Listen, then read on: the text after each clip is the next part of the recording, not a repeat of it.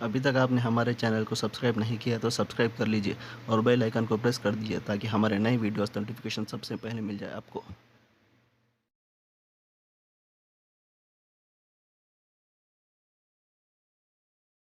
اعوذ باللہ من الشیطان الرجیم بسم اللہ الرحمن الرحیم انا اعطیناک الکوثر فصل لربک وانحر ان شانئک هو الابتر۔ یہ سورۃ الکوثر ہے۔ حضرات مفسرین کرام کا اس سلسلے میں اختلاف ہے کہ یہ سورہ مکی ہے یا مدنی ہے۔ جمہور کا اور اکثر مفسرین کرام کا رجحان یہ ہے کہ یہ سورہ مکی ہے، اور بعض حضرات مفسرین نے فرمایا کہ یہ سورہ مدنی ہے، جیسے حضرت عکرمہ ہیں، حضرت قتادہ ہیں، اور خود حافظ ابن کثیر رحمہ اللہ کی رائے بھی یہی ہے کہ یہ سورہ مدنی ہے۔ اس سے پہلے کی مجلس میں یہ بات عرض کی گئی کہ ہجرت سے پہلے جو آیات اور صورتیں نازل ہوئیں وہ مکی کہلاتی ہیں، اور ہجرت کے بعد جو صورتیں اور آیات نازل ہوئیں وہ مدنی کہلاتی ہیں۔ اس سورے کے اندر اللہ تعالیٰ نے اس سورے کا نام سورہ کوثر رکھا ہے، اور ظاہر ہے کہ اس سورے کے اندر کوثر کا لفظ آیا، انا اعطیناک الکوثر، کہ محمد صلی اللہ علیہ وسلم ہم نے آپ کو کوثر عطا فرمایا۔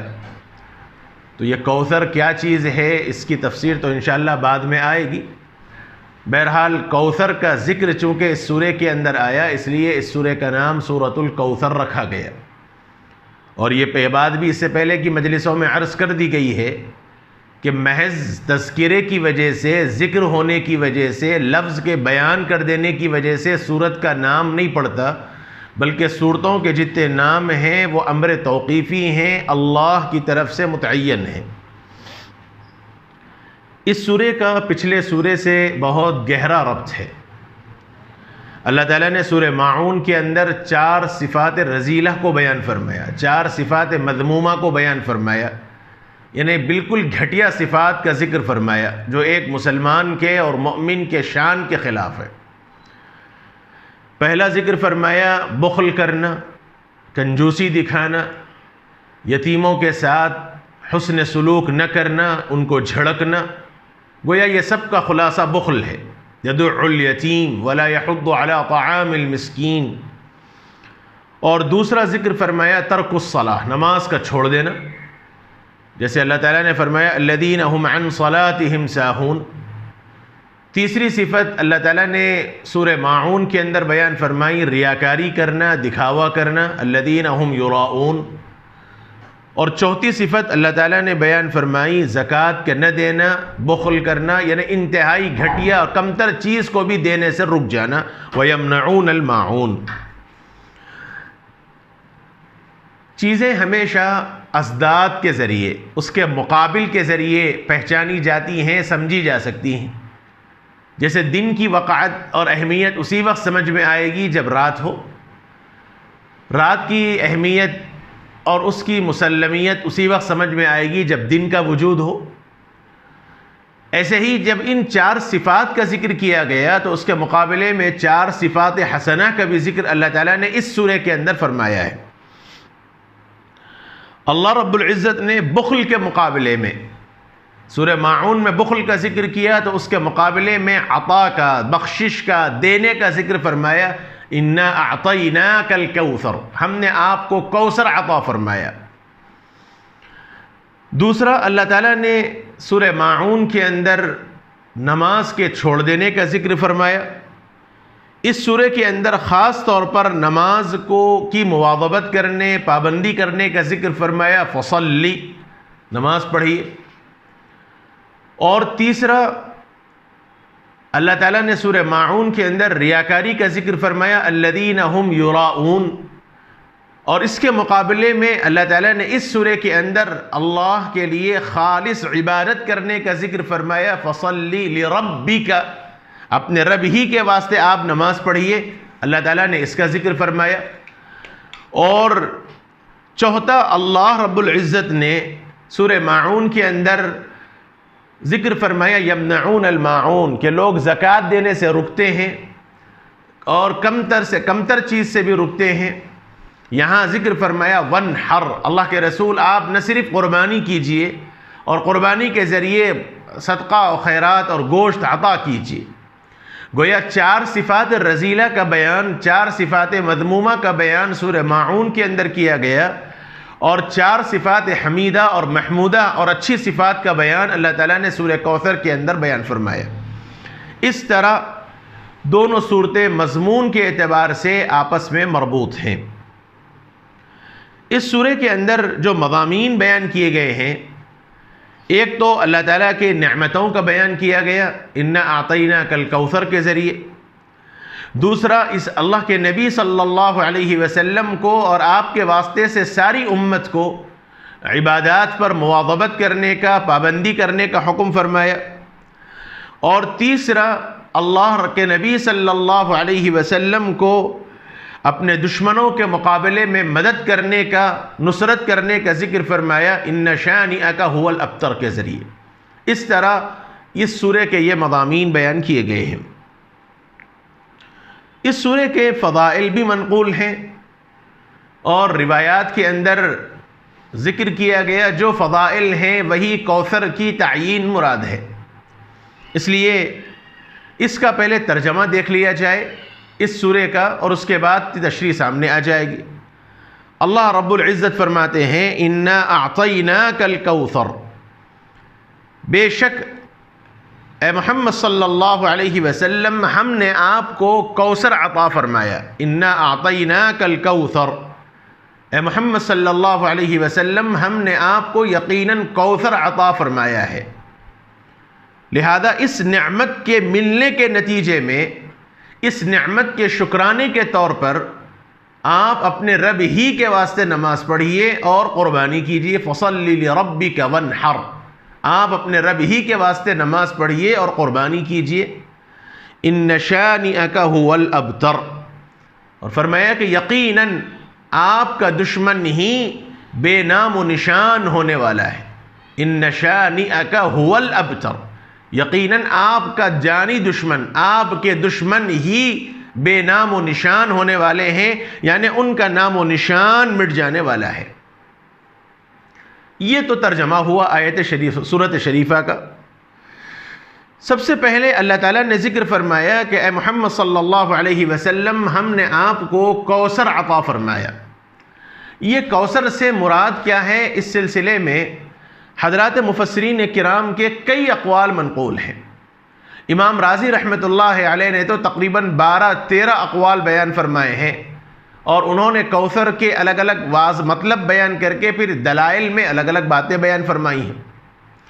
ان تمام اقوال کے اعتبار سے 2 قول سب سے زیادہ مشہور ہیں، اور یہی 2 قولوں کو عام طور پر سامنے رکھنا چاہیے کہ کوثر سے مراد جو عام مفسرین کرام نے بیان فرمایا وہ 2 قول ہیں۔ سب سے پہلا قول تو یہ ہے کہ کوثر سے مراد یہ ایک نہر کا نام ہے، ایک نہر ہے، اور دوسرا قول یہ بیان کیا گیا کہ کوثر سے مراد خیر کثیر ہے، یعنی اللہ کے نبی صلی اللہ علیہ وسلم کو بے شمار خیر، بے شمار چیزیں، اچھائیاں اللہ رب العزت نے عطا فرمائی ہیں۔ تو خیر کثیر مراد لیا جا سکتا ہے، یا پھر یہ ہے کہ کوثر سے مراد حوض کوثر یعنی ایک نہر کا نام ہے۔ حدیث پاک کے اندر رسول اللہ صلی اللہ علیہ وسلم کے متعلق سیدنا حضرت انس بن مالک رضی اللہ عنہ فرماتے ہیں کہ حضور ایک مرتبہ ہمارے درمیان تشریف فرما تھے۔ اچانک اللہ کے نبی صلی اللہ علیہ وسلم پر اونگ طاری ہوئی، اور حضور نے ایک جھپکی لی، ایک نیند کی جھپکی لی، اور پھر اس کے بعد اللہ کے نبی نے اپنا سر اٹھایا، یعنی حضور ایسے نیچے سر کر کے ایک جھپکی لی، اور تھوڑی دیر کے بعد حضور نے اپنی نگاہ چہرہ اٹھایا اور مسکراتے ہوئے ہماری طرف دیکھنے لگے۔ تو ہم نے عرض کیا کہ اللہ کے رسول کیا بات ہے، آپ کیوں ہنس رہے ہیں اور کیوں مسکرا رہے ہیں؟ تو جناب رسول اللہ صلی اللہ علیہ وسلم نے فرمایا کہ میرے اوپر ابھی ایک آیت نازل ہوئی، ایک سورہ نازل ہوا، اور پھر جناب رسول حضرت انس فرماتے ہیں کہ اللہ کے نبی صلی اللہ علیہ وسلم نے بسم اللہ الرحمن الرحیم پڑھا، اور اس کے بعد پوری سورہ انا اعطیناک الکوثر پوری سورت پڑھوائی، اور پھر اس کے بعد فرمایا کہ تم جانتے بھی ہو کہ کوثر کیا چیز ہے؟ حضور نے صحابہ سے پوچھا کہ تمہیں پتہ بھی ہے کہ کوثر کیا چیز ہے؟ تو جناب رسول اللہ صلی اللہ علیہ وسلم کے سوال کے مقابلے میں صحابہ نے عرض کیا کہ اللہ اور اس کے رسول ہی بہتر جانتے ہیں، ہمیں تو کوئی علم نہیں، آپ ہی بتلا دیں۔ تو جناب رسول اللہ صلی اللہ علیہ وسلم نے فرمایا کہ هو نہر اعطانیہ ربی، فرمایا کہ یہ ایک ایسی نہر ہے جو میرے رب نے مجھے عطا فرمائی ہے۔ اور کہاں عطا فرمائی؟ هو نہر اعطانیہ ربی عز وجل فی الجنہ، یہ ایک نہر ہے جو میرے رب نے مجھے جنت میں عطا فرمایا ہے۔ اور پھر حضور اکرم صلی اللہ علیہ وسلم نے فرمایا کہ اس میں بہت خیر کثیر رکھا ہے، بہت بڑا فائدے ہیں، اور کل قیامت کے دن میری امت میرے پاس آئے گی، اور اس حوض سے اس نہر سے پینے کے واسطے اس کے پیالے ہوں گے، اور وہ پیالے آسمان کے تاروں کے بقدر ہوں گے، جیسے آسمان کے ستارے گننا ممکن نہیں ہے ایسے ہی اس کے پیالے ہوں گے۔ اور کچھ لوگ ایسے ہوں گے جو بندے پینے کے لیے آئیں گے، لیکن ان کو دھتکار دیا جائے گا، ان کو الگ کر دیا جائے گا، ان کو ڈھکیل دیا جائے گا۔ تو میں کہوں گا کہ یا رب یہ میری امت ہے، اور یہ میرے پاس آ رہے ہیں، مجھ سے پانی لینا چاہتے ہیں، اور آپ ان کو کیوں ہٹا رہے ہیں؟ تو پھر مجھ سے کہا جائے گا کہ اللہ کے رسول آپ نہیں جانتے کہ انہوں نے آپ کے بعد کیا کچھ دین میں نئی نئی باتیں ایجاد کی ہیں۔ یہ روایت مسلم شریف کے اندر موجود ہے، روایات ہمیں اور بھی ذکر آیا ہے، یعنی ابو داود کے اندر یہ روایت موجود ہے، نسائی کے اندر یہ روایت موجود ہے، ترمذی میں روایت موجود ہے۔ یہ جو روایت کا بھی خلاصہ آپ کے سامنے پیش کیا گیا، یہ مسلم شریف کی روایات ہیں۔ بہرحال اس روایت کے اندر جو بیان کیا گیا کوثر سے متعلق، وہ یہ کہ وہ جنت کی ایک نہر کا نام ہے۔ بعض روایات کے اندر کوثر میدان حشر میں اللہ کے نبی صلی اللہ علیہ وسلم کو ملنے والے حوض کا نام بھی ذکر کیا گیا ہے۔ حضور نے فرمایا کہ قیامت کے دن اللہ تعالیٰ مجھے ایک حوض عطا فرمائیں گے، اور اس حوض سے میں پانی لوگوں کو پلاؤں گا۔ تو بعض لوگوں نے کوثر سے مراد حوض کوثر مراد لیا ہے، اور بعض روایات کے اندر کوثر سے مراد پرنالے بھی ذکر کیے گئے ہیں، روایات کے اندر پرنالے کا ذکر بھی آیا ہے کہ یہ 2 پرنالے ہیں جو اللہ تعالیٰ نے مجھے عطا فرمائے ہیں۔ مفسرین کرام نے فرمایا کہ تینوں روایات میں تطبیق دی جا سکتی ہے۔ اصل میں بات یہ ہے کہ کوثر یہ جنت کی ایک نہر کا نام ہے، جنت میں ایک نہر ہے، اور نبی اکرم صلی اللہ علیہ وآلہ وسلم نے فرمایا کہ وہ ایسی نہر ہے جس کے دیوار اس کے جو اطراف ہے وہ بہتا ہوا پانی ہے، یعنی نہر بہتے ہوئے پانی کو کہتے ہیں۔ اللہ کے نبی صلی اللہ علیہ وسلم نے فرمایا کہ وہ بہتا ہوا پانی ہوگا، اس کے اطراف کے جو حصے ہیں، جو دیواریں ہیں، جو پتگنڈیاں اٹھائی گئی ہیں، وہ زبرجد کی ہوں گی، یاقوت کی بنی ہوئی ہوں گی، اور پانی کے نیچے ایک قسم کی جو مٹی ہوتی ہے، اللہ کے نبی صلی اللہ علیہ وسلم نے فرمایا کہ وہ مٹی مشک کی ہوگی۔ یعنی عام طور پر جہاں پانی جمع ہوتا ہے تو اس میں ایک طرح کے جو کیچڑ جمع ہو جاتا ہے، یا ایک طرح کا کنجال جو جمع ہو جاتا ہے، اس میں ایک بدبو ہوتی ہے، لیکن نہر کوثر جو بہے گی اور اس کے اطراف حافتہ جو ذکر کیا گیا، اس کے 4 دیواری جو بیان کی گئی، اس کا بہاؤ کو روکنے کے واسطے جو کنارے بنائے گئے ہیں، اللہ کے رسول صلی اللہ علیہ وسلم نے فرمایا کہ وہ زبرجد کے ہوں گے، یاقوت کے ہوں گے، اور نیچے جو مٹی نما جو چیز ہوگی وہ مٹی نہیں ہوگی، مٹی نما چیز ہوگی، مٹی جیسی چیز ہوگی، وہ مشک جیسی ہوگی، اور پانی اس کا جو ہوگا وہ انتہائی صاف شفاف ہوگا۔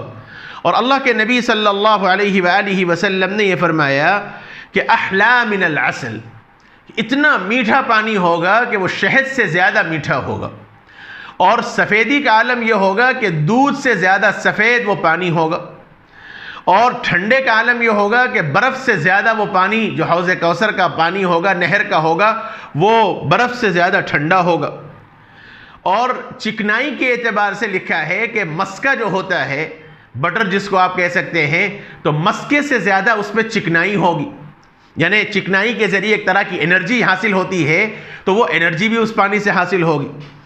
اور اس کے جو برتن ہوں گے، یعنی جو پانی پینے کو جو پیالہ ملے گا، اللہ کے نبی صلی اللہ علیہ وسلم نے فرمایا کہ وہ چاندی کے ہوں گے، اور اس کی سب سے بڑی صفت یہ ہے کہ جو ایک مرتبہ وہ پانی پی لے گا پھر اسے کبھی پیاس نہیں لگے گی۔ یہ صفات بیان کی گئی ہیں کوثر کی۔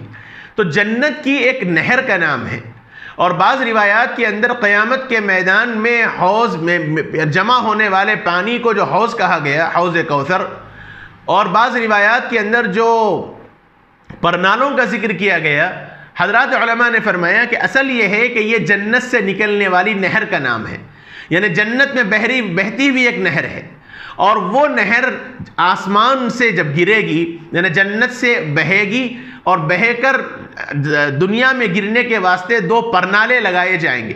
ان دو پرنالوں سے وہ جنت کا پانی بہتا ہوا آئے گا، اور نیچے میدان حشر میں ایک جگہ جمع ہوگا، ایک حوض نما ہوگا، اور اس جگہ وہ پانی گرے گا۔ اللہ کے نبی صلی اللہ علیہ وسلم ہم جیسے گنہگاروں کو انشاءاللہ اللہ کی ذات سے امید ہے کہ اللہ تعالی ہم جیسے گنہگاروں کو اللہ کے نبی کے ہاتھوں اس حوض کوثر سے انشاءاللہ ہمیں پیالہ نصیب فرمائیں گے۔